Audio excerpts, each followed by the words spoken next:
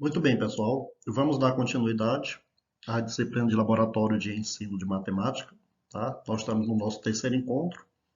A programação para hoje é a gente ver os materiais concretos que serão vistos nessa primeira parte, no vídeo 3A, e no vídeo 3B a gente vai ver modelos matemáticos que podem ser usados e trabalhados no laboratório, tá certo? Então, essa primeira parte nada mais é do que a parte sólida, a parte concreta, desde a estruturação da sala até os materiais básicos iniciais que deve ter dentro do laboratório, tá bom? Então, vamos ver. Lembrando sempre que o laboratório de ensino de matemática ele deve ser encarado como mais que um depósito de materiais, sala de aula, biblioteca ou um museu da matemática que fica as coisas lá jogadas, largadas e ninguém nem usa, né? O laboratório é o lugar da escola onde os professores estão empenhados em tornar a matemática mais compreensível aos alunos, certo? Então, o que é importante no laboratório? Ter o laboratório. O laboratório existir com os materiais básicos necessários para o seu funcionamento. Mas, acima de tudo, o que é importante? O empenho de cada professor, tá? O material básico, a instalação do laboratório, muitas vezes é feito em conjunto com a direção, com a Secretaria Municipal de Educação, com os próprios professores se reunindo, tá? Com a própria comunidade escolar, tá? Uma vez instalado o laboratório na escola, passa a ser função do professor se empenhar para que aquele laboratório seja corretamente utilizado, certo? Porque naquele laboratório, ele é o quê? Ele é um ambiente para estruturar, organizar, planejar e fazer acontecer o pensar matemático. Então, a escola que tem um laboratório, esse laboratório deve ser utilizado diariamente. Porque seria um prejuízo muito grande para uma escola e para o próprio ensino-aprendizagem existir um laboratório e ele não ser usado, certo? Então, tem o laboratório, tem os equipamentos, tem os materiais, o professor tem que ter empenho, compromisso para que aquele laboratório seja usado, para que as turmas, os alunos, consigam fazer acontecer o pensar matemático, tá? Consigam trazer a teoria para a prática, tá bom? Então, nós vamos ver em sequência o básico da estruturação de um laboratório de matemática na escola, tá bom? Vamos lá. Primeiro, a parte do mobiliário básico, certo? Aqui, gente, nós temos que perceber algumas particularidades, algumas necessidades, tá? Que é, por exemplo, um quadro branco ou verde, que é aquele quadro de giz, tá? Se você pegar os melhores laboratórios de matemática, se você pegar as melhores salas de aulas, por exemplo, do INPA, que é o Instituto de Matemática Pura e Aplicada, lá eles utilizam o quadro verde, o quadro de giz. O quadro de giz, ele é muito melhor tanto para a questão de cálculos, mas sobretudo para a questão de desenhos, geometria plana, geometria espacial. Eles são muito mais interessantes com o uso do quadro verde, tá? Inclusive, eu me lembro que o quadro verde lá do INPA, ele é aquele quadro verde tão longo que ele é curvo para que você consiga visualizar ele de todos os pontos da sala, tá? Mas ali já é algo acima do ideal, né? Já é algo quase perfeito um quadro daquele. Então, dentro da realidade de cada escola, pode ser colocado um quadro branco, que é o quadro de acrílico, né? Ou, preferencialmente, o quadro verde. Mas é importante ter o quadro. Por quê? Porque o professor vai precisar fazer uma demonstração, vai precisar trazer uma fórmula que será usada na prática como fórmula de área, de volume. Então, mobiliário básico inicial, um quadro, tá bom? Em seguida, serão necessárias mesas com 6 a 8 cadeiras, de preferência, na forma circular ou retangular, tá?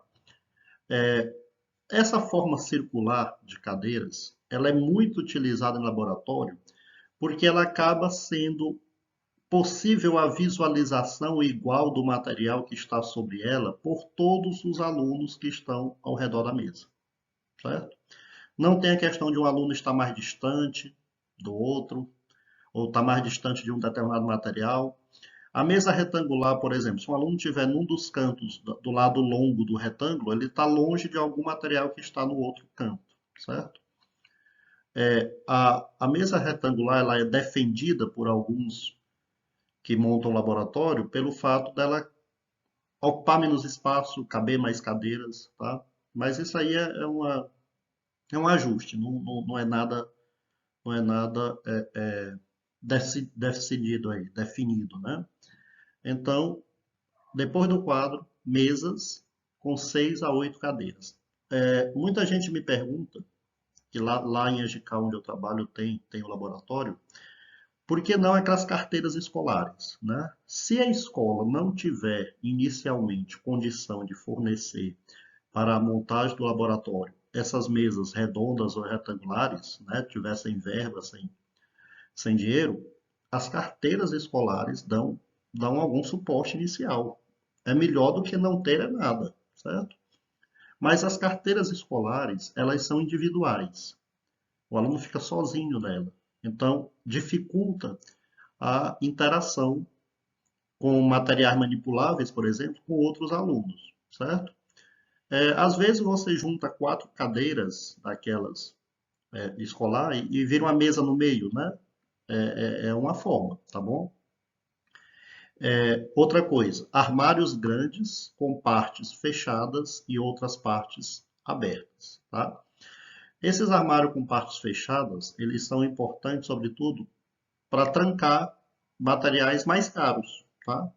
Calculadora científica, ou materiais pequenos que todo mundo usa, assim, tipo compasso, essas coisas, né? Então, os armários fechados e os armários abertos, você tem aqueles materiais sólidos, você tem os jogos, tá? Lembrando que a gente comentou na primeira aula, tudo catalogado. Tudo, sobretudo os jogos, com as orientações de uso. Ou no arquivo no notebook, se tiver um notebook no laboratório, um computador, né? Ou em um caderno, em um livro impresso com as informações e o código do material, tá certo? Esse caderno, esse livro, esse índice do laboratório, ele deve ser guardado na parte trancada, porque se perder, se molhar, é algo mais complicado, certo? Então, armários grandes com partes fechadas e os outros armários abertos que ficam espalhados. Então, isso é o mobiliário básico, certo? Você vê aí na imagem mais ou menos isso que a gente está falando. Aí vamos aos equipamentos tecnológicos mínimos, tá? A gente sabe hoje da dificuldade de adquirir, né, certos equipamentos, sobretudo caros, né? As escolas, os próprios institutos, não estão com essa verba de sobra, né? Alguns, como é que a gente fala? Alguns projetos, alguns programas, eles permitem, né, que a escola, que o instituto se adere a um edital, né? E esse edital ele acaba trazendo verba exatamente para a aquisição de laboratório, de equipamentos. Aqui e acolá aparece, né? Esses editais. Mas os equipamentos tecnológicos mínimos, isso para um laboratório na média ou até acima da média, certo? Calculadora de preferência científica, tá?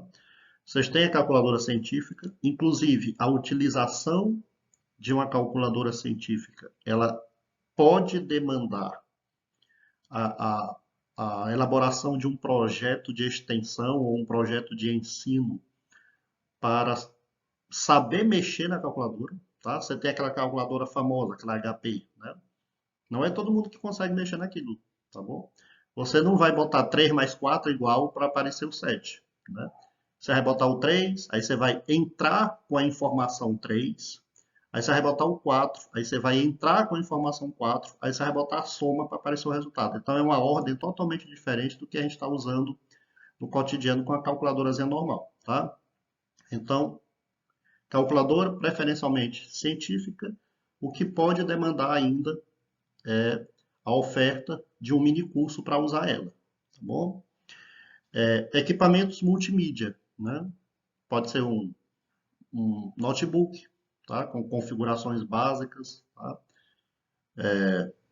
Que façam uma projeção, bom? Televisão e até mesmo antigos aparelhos de DVD, porque alguns materiais ainda são em CDs antigos. Muitas escolas têm arquivos de que eram distribuídos com materiais para ser usado em laboratório, tá bom? Vídeos daquela época que tinha de madrugada, não me lembro o nome agora, que passava cedinho na Globo, não me lembro, mas eu acho que vocês sabem o que é que eu estou falando. Que tinham as aulas, telecurso, né? Tinha o telecurso que passava cedo na Globo. E, e aqueles telecursos ainda são disponíveis em DVD. De vez em quando se acha, algumas escolas têm, né? Então é interessante ter aquilo ali, porque tem muita aula, microaula de 15, 20 minutos importante, tá certo? E um projetor e uma tela branca para visualização, tá?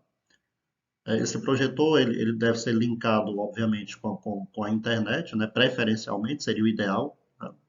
Ou então ele linkado diretamente com equipamento multimídia, um notebook, com um pendrive, com CD, com alguma coisa que ele consiga projetar. Talvez daí o menos necessário, vamos dizer assim, seria a tela, porque você pode projetar na parede, né? A questão também do aparelho de televisão, se ele for um aparelho bem grande, às vezes substitui o projetor, tá? Ou vice-versa, ou o projetor substitui a televisão, tá? Ter os dois é ideal, mas ter um dos dois é necessário, perfeito? Então, esses daí são os equipamentos tecnológicos mínimos, certo? Sempre lembrando que a internet também é muito fundamental, tá bom? Vamos adiante. Aí nós temos os materiais didáticos iniciais, certo? Porque a gente viu que o laboratório de matemática é como se fosse um ser vivo. Ele vai crescendo, ele vai crescendo. Cada turma que chega produz um material didático com recicláveis, a outra turma traz um jogo, produz um jogo, uma trilha matemática, alguma coisa desse tipo. Então o laboratório vai crescendo, vai crescendo. Às vezes você precisa até fazer uma limpeza, jogar coisa fora mesmo, aquelas coisas de isopor que quebra fácil, que suja, tá bom? E essa limpeza tem que ser feita, obviamente, com a substituição. Se aquele material for tão necessário, tão importante, substitui, tá bom? É comum as turmas fazerem como atividade final, sobretudo nas turmas presenciais, é comum fazerem esses sólidos de revolução com canudinho, com isopor. E depois de 1 ano, 2 anos, esse material realmente ele vai se desfazendo, descolando, soltando. Então é necessária essa substituição, tá bom?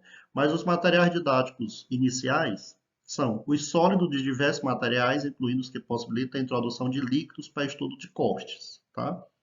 Líquido para você estudar volume e comparar o volume, por exemplo, de uma esfera com o volume de um cubo, alguma coisa desse tipo. Referenciais tridimensionais, né, para que você veja a questão de comprimento, largura e altura. Cones com corte para o estudo das cônicas, né? Formas geométricas de encaixar, que permite a construção de sólidos, tá? Você pode... Vamos dar um exemplo, como se fosse aquele cubo mágico, mas só aquele todo solto, que você encaixasse e percebesse que 4 cubinhos formam um cubo maior. Se você colocar 6, você não consegue formar um cubo, precisa de 9, tá? Então você vai fazendo todos esses ajustes na forma geométrica que permite construção de outros sólidos para você perceber como vai ampliando, como vai surgindo um sólido, tá bom?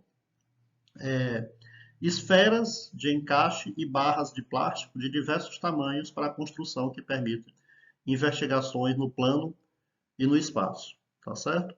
Então, esses são os primeiros materiais didáticos iniciais. Ainda tem ciclo trigonométrico para se trabalhar a trigonometria, tá? É muito importante.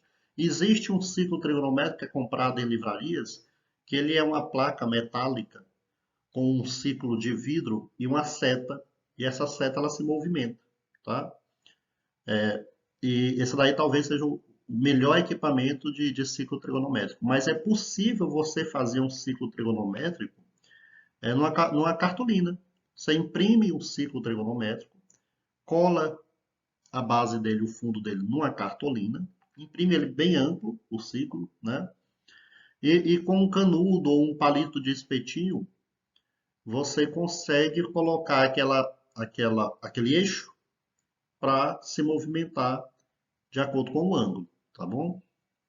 Aí é preciso ter compasso, régua, transferidores, aquelas réguas de frações, tá? Talvez seja mais difícil de encontrar, mas tendo compasso, régua e transferidores é importante, tá? Às vezes você consegue réguas com unidade de medidas diferentes, não tradicionais, como por exemplo polegada. Aí é interessante às vezes você ter uma régua de polegada, por exemplo, para fazer um comparativo com a régua de centímetro, de milímetro, tá? Materiais para efetuar medições, que são metros, trenas, né? Dominós, com jogo de fração, com jogo de operação. Você pode ter um dominó de multiplicação, um dominó de potência, tá certo? Materiais para o estudo das probabilidades, nomeadamente dados de diversos tipos, cubos, tetraedros, hexaedros, tá? A gente tem aquele dadozinho que vem em jogo, não é? Que tem 6 faces, mas existem outros tipos de dados, tá? Existem os dados que são tetraedro, dodecaedro, dados maiores, tá? Que tem 12 faces, 20 faces, como o icosaedro. Então, quanto mais tiver variação de dado, mais interessante para o aluno, tá? Bússola e paquímetro, tá? Paquímetro para que você meça aquela distância bem pequenininha e a bússola para você ver a orientação de norte e sul, tá? Talvez seja um equipamento menos utilizado, mas de vez em quando tem uma utilização importante. Às vezes você vai fazer uma atividade interdisciplinar, por exemplo, com geografia, né? Uma coisa no mapa mundi e a bússola é necessária.